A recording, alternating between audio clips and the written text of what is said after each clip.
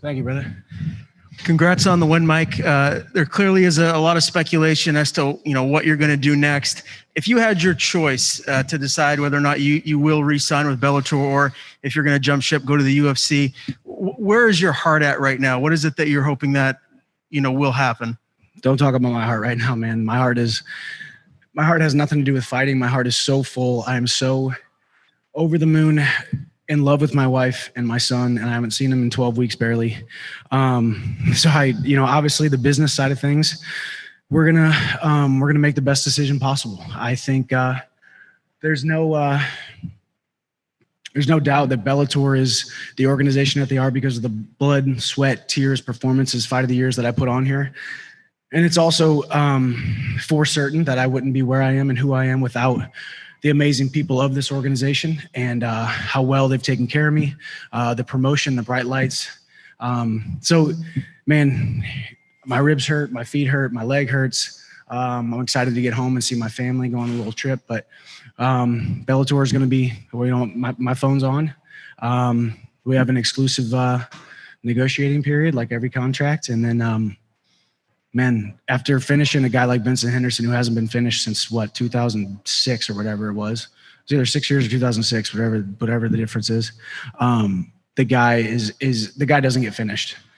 And I finished him with a switch to southpaw, knocked him out with my left hand. So just turned 34 years old. I feel like the best striker I've ever been. I was just getting settled into that fight.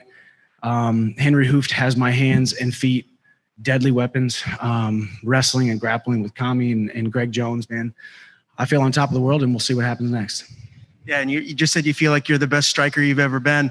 Another guy that is a very elite striker, and you said even before everyone knows, is the money fight, is Conor McGregor. Regardless of what happens, I just want to know, if that fight were to come to fruition, how does it end? Who wins? And I'm assuming you believe it's yourself. How would you get your hand raised? I do believe it's myself. But, the thing about Conor McGregor is I've always loved what he has done with the sport. I've never once hated on him. In the very beginning, I did say that he's not as good as he thinks he is, but he's better than we think he is. And he continued to prove that. I still don't think he's as good as he thinks he is, but that's a testament to his self-belief. If all of us had a little bit of more self-belief like Conor McGregor, life would be a little bit differently, and we would look at life through a different lens. As far as that fight goes, I finished Conor in under 2, in my opinion. It'd be similar to shades of Diaz 1, wear him down, hit him with hard shots, hard shots, take every single one of his shots. He's got that sneaky and strong and thick and hard left hand that he throws, and it's straight. You avoid that, wear him down a little bit, make him see Jesus to put him out. Congratulations on the win. Thank you, sir. So I got to know, what are you going to be doing in between now and when you decide where you go next? I'll tell you what, I'm going to go spend some time with my team here tonight. And then, thank you, brother. And tomorrow morning, I hop on a plane to go see my family. We're going to take a nice little trip, coincidentally, to Arizona, right in Benson Henderson's backyard. Going to spend about 11, 12 days there. Just love on my family. Business, I love the sport of mixed martial arts. I love this fight business. I love what I get to do inside of the cage, the opportunities it's afforded me outside of the cage, but nothing's more important to me than my wife and my son. But man, the future is bright. The phone is open, and it's going to be a very interesting next couple weeks. And as I said on the mic out there, every single lightweight is on notice right now. Every single lightweight in the top 10 is on the clock. I am a force to be reckoned with. I'm a guy who's been around this sport on the outside looking in, seeing and watching and scheming and plotting and planning his next big move. Maybe it happens, maybe it doesn't. We'll see what happens. And so how much longer do you see yourself actually fighting? And after that, do you want to maybe become a coach, commentator, judge, or? We'll see. If you would have asked me a couple years ago, my answer would have been different. But I'll tell you what, right now, I feel the best I've ever been. I mean, you don't go out there and finish a hard-nosed guy like Benson Henderson in the first round without feeling pretty darn good about yourself. I had a phenomenal 12-week training camp, and I trained 4 weeks before that, put in over 100 miles during quarantine, then went down to Florida, beat myself up for 12 straight weeks, no injuries, no setbacks, never got tired, never got down on myself. I'm the best, most dangerous, happy, healthiest, and hardest to kill I've ever been in my entire life. So as far as fighting, man, I can do this another 5-7 years, I think. I've taken really great care of myself. I'm one of the smartest guys inside and outside of training sessions. Nutrition is on point. Food is on point. Taking care of myself like a professional athlete, not like a Neanderthal, like a lot of these guys. So I just feel great. I think I got another 5 to 7 years in me. And you showed the fans a lot tonight. You showed the other promotions, the Bellator, going into this negotiation process, you showed them a lot. But did you kind of prove something to yourself in a way too, that you could go out there, like you said, do something that hasn't been done in 6 years and maybe feel and be the best that you've been?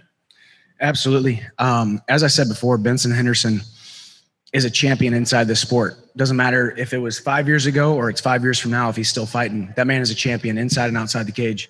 With that being said, yeah, I downplayed it with all of you guys when you asked me. Man, there's a lot of pressure on you. Hey, this is the last fight in your deal. Hey, you're taking a chance on yourself. You're taking a bet on yourself. But man, I wouldn't be the man that I am today without taking a chance on myself. When every single person back in Jefferson County, Missouri said, why in the heck are you going to go walk onto that Division I wrestling team? You're going to be a punching bag for 5 years. You're going to be a workout dummy. You're never going to make it. You're going to ride the bench. You're never going to wear that black and gold singlet. Within 1 year, I was wearing the black and gold singlet. Within 3 years after that, I was an All-American team captain 2 or 3 years. Every young kid out there right now, take a chance on yourself. Believe that you were designed and created and engineered for more success than you ever could think of in your wildest dreams. And that's what we did here tonight. That doesn't mean anything as a knock on Bellator. I love this organization. I love what they've done for me. I love every single heartbeat. Stu, I see Stu over here. Me and Stu have been at this thing for 10 years, man. And it's a really humbling feeling to now see where we're at and what the future may hold. I love the people here. They have impacted me in ways that they will never know. So we'll see what happens next. And you talk about your love for Bellator and clearly you're emotional when you're in the cage talking about your relationship with them and how you guys have built together. But if you were to stay here, what else do you feel like that you would be able to accomplish here that you already haven't done? How would you top yourself? No, I appreciate the sentiment, but I also, coming from your shoes and then thinking about in my shoes, this sport is not about necessarily opponents or promotions or what this sport is a constant metaphor for life and stepping out there and painting a beautiful masterpiece in front of millions of people on TV and showing you and everyone that you know and everyone that's watching that the human condition, the human spirit was created for more than we give it credit for. And I don't care if I go out there against the number 200 guy in the world or the number 1 guy in the world. It's a test and a contest against myself, trying to outperform my previous self. And I did that tonight. I went out and finished Sydney Outlaw last fight in dominant fashion in front of 30,000 people in Japan. This time finishing a legend in the first round like Benson Henderson with a devastating knockout. I need to go back and watch it. I'm excited to see it. But man, the sky is the limit, and you and everybody here was created for so much more. So it's not about staying with the promotion and what's next. I mean, of course, there's that Patricio fight next. Listen, the Pitbull brothers disliked me a lot. I would love to run it back with Patricio. I think I beat him 9 times out of 10. I've already said it. I zigged when I should have zagged, got caught. We all get caught. So we'll see what happens. Thank you. We'll take a couple questions from the internet here. We'll start with Jim Barcelone. Congratulations. And I'm curious, that sequence there, you went right to southpaw. Was that part of the thought process coming in to sort of mix it up back and forth? It wasn't a lot, honestly. And this is the craziest thing about mixed martial arts, the evolution of mixed martial arts or a mixed martial artist. At least for me, it takes me 2, 3, 4 full training camps to work on something inside of the training sessions to where it actually comes out, let alone works inside of a cage, inside of the actual competition. Man, Henry Hooft is the greatest striking coach on the entire planet. And it's not just because of the techniques. It's not just because of the game plan. It's not just because of the angles and the power and his past experience with champions and the champion himself. It's the fact that he's a phenomenal leader. Henry Hooft makes me believe in me more than I will ever believe in me in the entire world. So it's the greatest feeling on earth to know that my striking coach is that good. He's got my back. And man, when he says something, I believe him. When he says I can go out there and do that and switch step, hands are fast, angles, movement, keep it simple, I just believe him. And that's what we did. We switched stance. We threw that straight left. Turns out I got just as much power in my left hand as I do my right. Because if you can knock out Benson Henderson with your non-dominant hand, that's saying something. So I'm humbled to be able to have hit that today. And also, we don't know what the future will hold, and you're going to take some time off to be with your family. Do you have a time frame of when you would like to make things happen and get to fight again?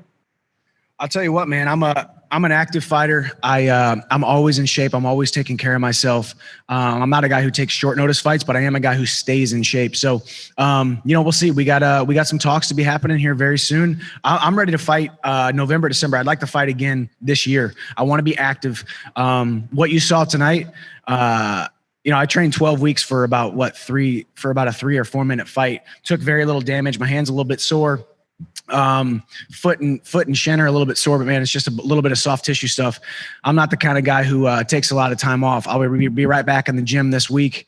Putting my road work in and staying in shape, eating right. And I'd love to fight again before 2020 ends. Put me in there. Hey, congrats again. Thank you. Thank you, Jim. All right, next question will go to Ray Van. Sorry. Hey, so my question was about the crowd and the crowd not being there. What was it like when you walked into the arena without the crowd there? Did the lack of crowd make any impact? For me, luckily, my inspector let me. He followed me out to the cage earlier when my training partner Adam Boric was fighting. So I got to it. You never understand how important it is to see, to smell, to hear, to taste the air, the atmosphere in these arenas if you don't actually go in there before the fight actually happens. So I was able to go out there, watch my training partner, Adam Boric, go out there and get a win. That kid is a future champion. I love that kid. I love training with that kid, by the way.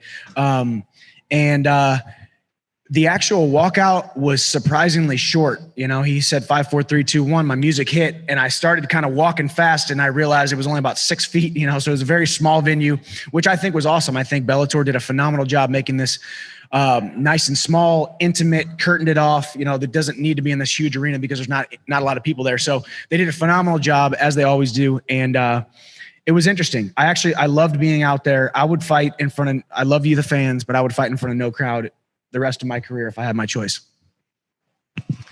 Connor Northrup. Hey, Michael, congrats on the win. Thanks, sir. You obviously had a decorative Bellator career so far, but how much leverage does a win like this give you going into negotiations? I'd say it's pretty good. I think Benson's got to be. You got me, him, and Patricio, and I think that's your top 3 right there. And I think I'm number 1. I think Benson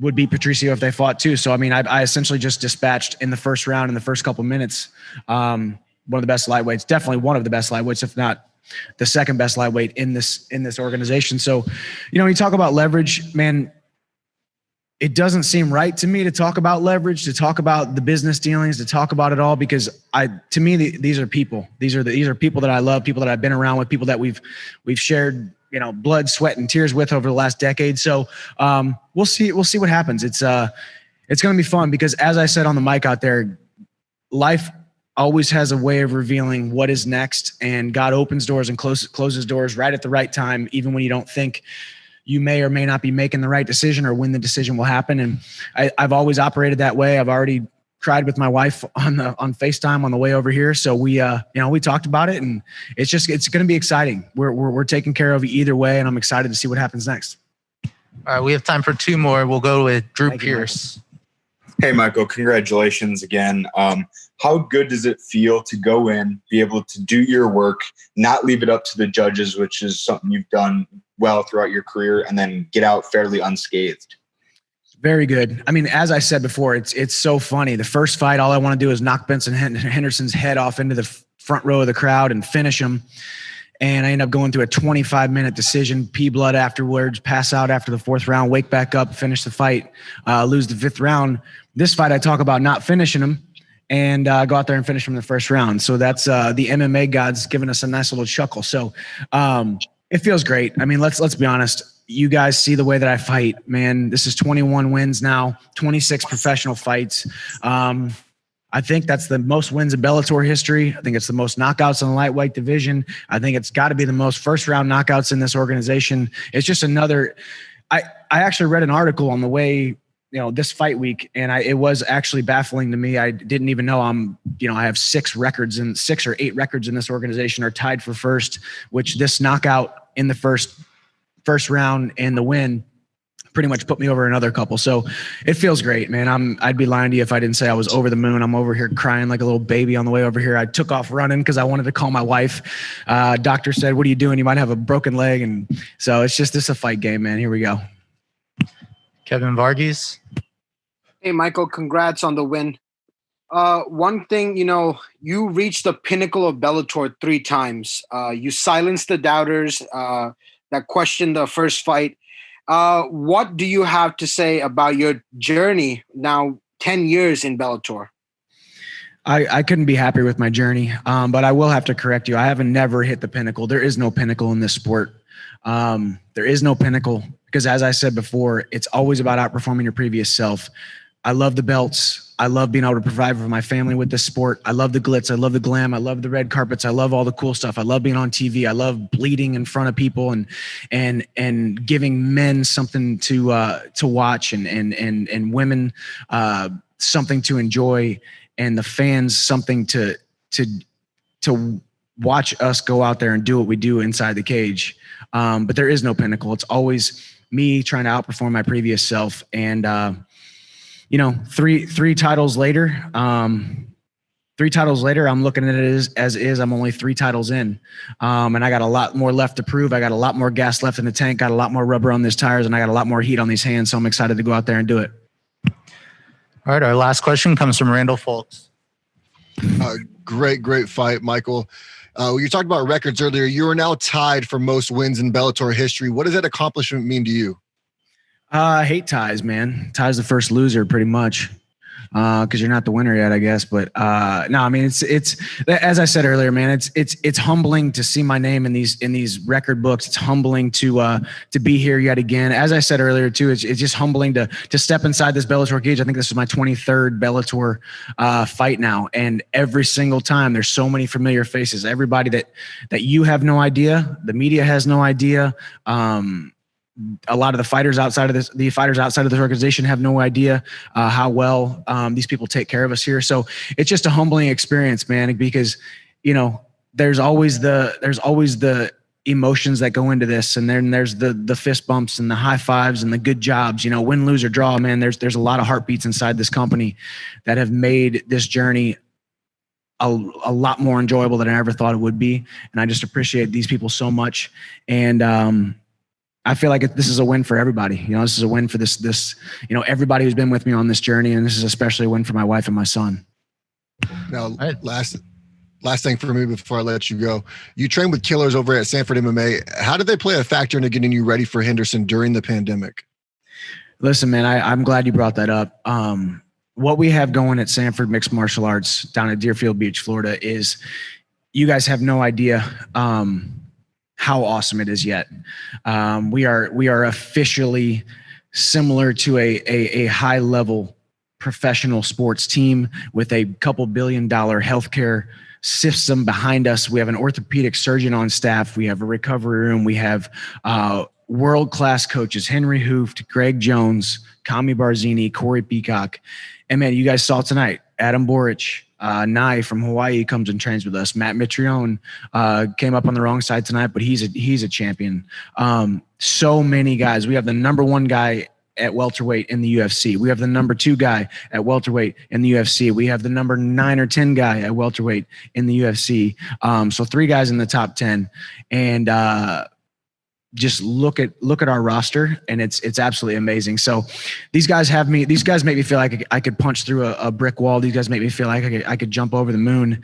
And when you have that kind of love, trust, and just admiration, for the men that you're in the trenches with, there's no better feeling in the world. So I appreciate and love my manager, Dave Martin, and Randall Allman for you guys putting this thing together at Sanford Mixed Martial Arts, making this thing happen so that guys like me, who was a small guy from a small town who was taught to do small things, can go across the world and achieve things that I've never thought possible in my wildest dreams. So Sanford Mixed Martial Arts is the best team in mixed martial arts.